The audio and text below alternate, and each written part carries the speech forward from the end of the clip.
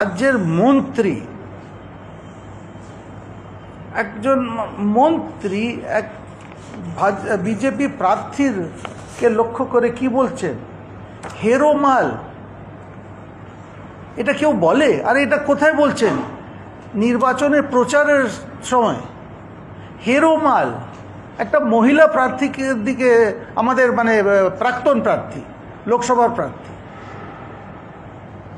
আচ্ছা, কেউ বলবে আচ্ছা হেরো মাল ইংরেজি করুন, ট্রান্সলেশন করুন।